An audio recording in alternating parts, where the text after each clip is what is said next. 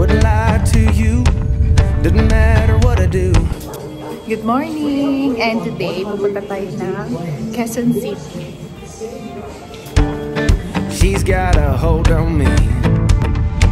She knows how to drive a truck, but she lets me pick her up when we're going dancing. My heart stops beating when my headlights shining on her. She's my country girl. I couldn't tell you what she's doing with me. She's so damn out of my league. She's a little bit crazy on the weekends, dancing in her red dress, and I love the way she looks in my eyes.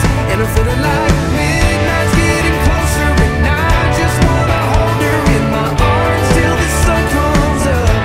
She's a little bit country. Yeah, she's my country girl. She's a little bit country. Yeah, she's my country girl.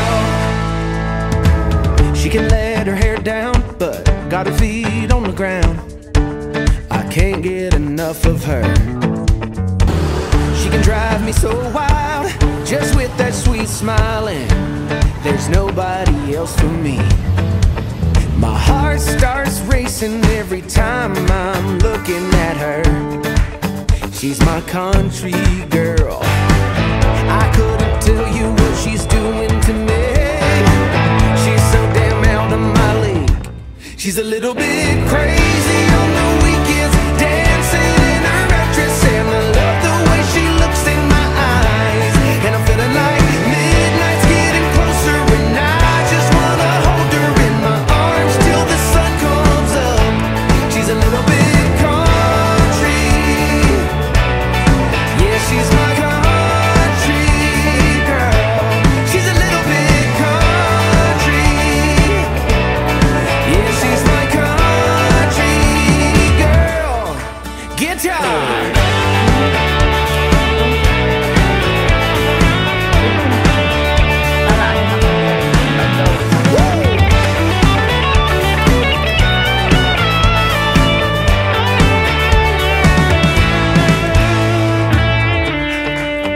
Yeah. All right. Wouldn't lie to you, doesn't matter what I do. She's got a hold on me. Ah. She's a little bit crazy on the weekends, dancing in her red dress, and I love the way she looks in my eyes. And I'm feeling like midnight's getting closer, and I just wanna hold her in my arms till the sun comes up. She's a little bit country. Namin ang evacuation plan. So, nandito po si unit owner, ma'am, sa Red Dot. In case po may emergency, dito lang po yung mas malapit po na fire exit, ma'am. Okay. Sa people naman po, ma'am, in case na may kumatok po, silip po muna bago niyo buksan for your safety and security lang din po. Next po, dito po sa ating circuit breaker. So, as we can see, ma'am, we have taggings naman po na mas mabilis natin ma-identify. So far, wala pa naman po tayong appliances, kaya po ito nakababa. Po. Ito po yung normal lightings natin, ma'am. In case na meron na pong range hood, tataas na lang po ito. Ganyan po. And ito, ma'am, ating main po, in case na wala pa naman mag-stay sa unit or walang masyadong pagagamitan po ng electricity, pabalang po natin itong main, ma'am. Okay na po ba talaga? At ito naman, ma'am, ito po yung Meralco natin. Ito po yung generator settings. In case po magkaroon ng blackout, taas lang po natin ito and baba lang natin ito, ma'am. Yung cover po ng generator settings natin is ito po, yung ilaw sa entrance, tsaka po sa refrigerator po. Okay. Ah, yung dito? Red? Yes. Ito yung sa ref? Ref. And ito, ma'am. Ito. Okay. And then, in case na nagbumalik na rin ng ma'am, electricity, baba lang mo natin yung generator setting. Tapos i-active. Alternate. In case na hindi pa po tayo familiar, ma'am, sa ating circuit breaker, pwede naman po tayo mag-process po sa ating Maintenance. Wala po tayo. May intercom? Paano tatawag?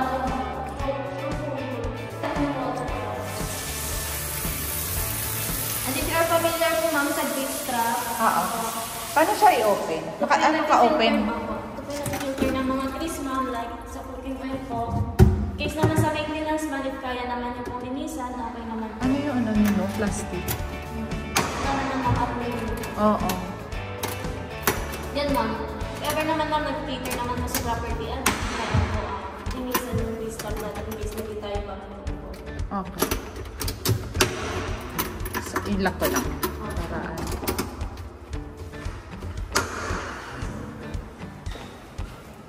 Ang cabinet sa ma'am.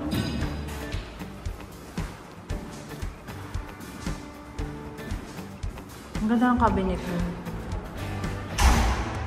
Andito naman po ma'am is for your kitchen area ma'am. So Kitchen ito area. naman po yung Range wood. foundation natin sa range wood. Ito naman po. Para if ano ma'am, suggest na lang po namin para hindi na po kayo mag-buhos po. Oo. Ano na lang po ma'am? Carbonize. Filter type po. Or Yung carbonize. glass po na range wood. So we don't allow rust ma'am kasi very sensitive yung smoke detector natin. Okay. So Dito yung ref. induction stove. Ay, ano? Kitchen area ma'am. Kitchen area. And then refrigerator. Ref. Okay. Hindi na parang mas kasi kaya ano ba?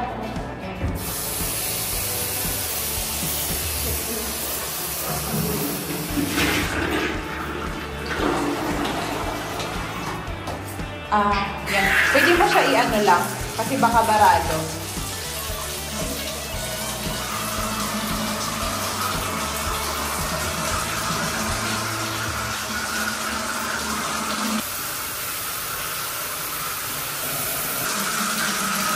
Tuloy-tuloy naman.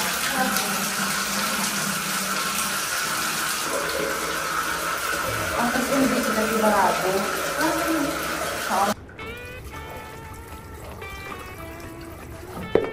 Ano lang? Sa building ko, Okay. hindi po namin inaalam na po ma'am maglagay ng susi. Coins ma'am. Yung dulo ng kutsara or tinidor po. Madumi lang. Patanggal mo.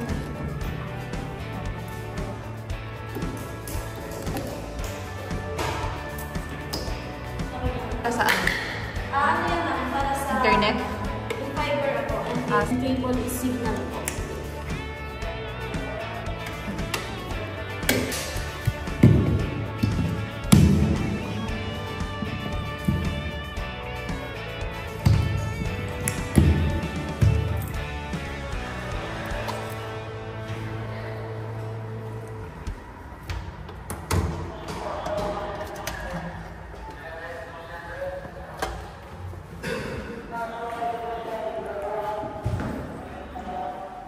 Yan.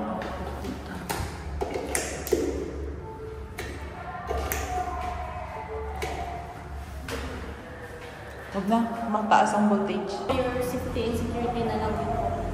Sa cortina ma'am, if maglalagay po ng cortina, for the uniformity po ng building natin, white color lang po outside. Inside naman po ma'am, creamy color naman. Ganun din po sa blinds ma'am, white or cream po.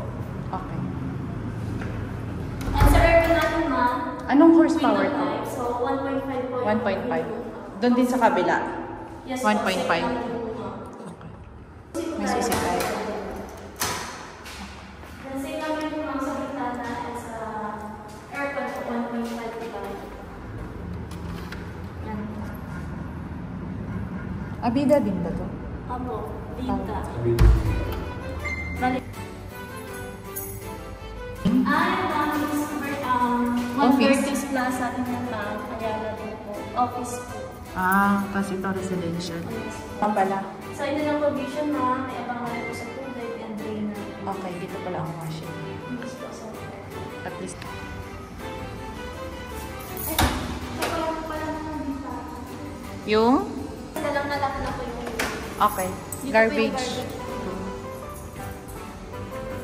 Electric. Dito garbage. Okay.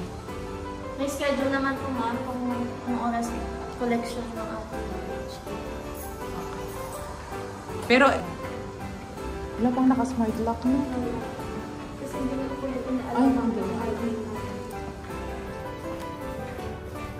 Anong floor to? First floor ma'am.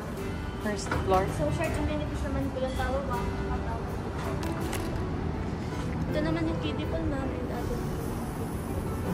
Okay. And we have function room po, playground, and gym. Oo. Kasi bak dito ka natambay.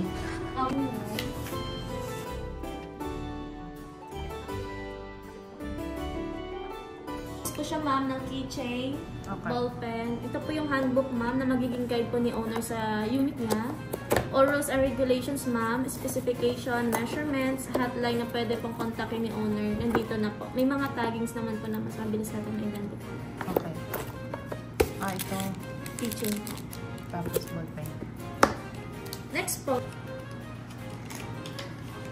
For acceptance naman po ma'am ng unit, for check naman po kanina main door. Main door, 3. And 3 din po sa bedroom. Bedroom. Tapos 2 sa mailbox. Lagyan ko na po ma'am. Okay. 3. 26 na susi. And isa pong fire extinguisher po sa unit ni sir.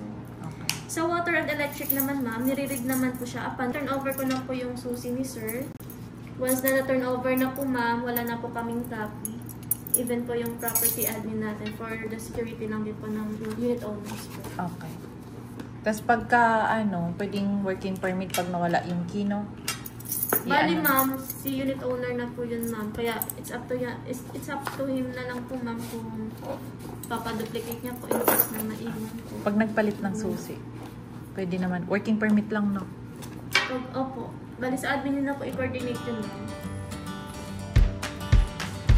I was quietly protective of my heart to reassure that I couldn't break to pieces and be left alone once more. If you hadn't been so patient, you'd be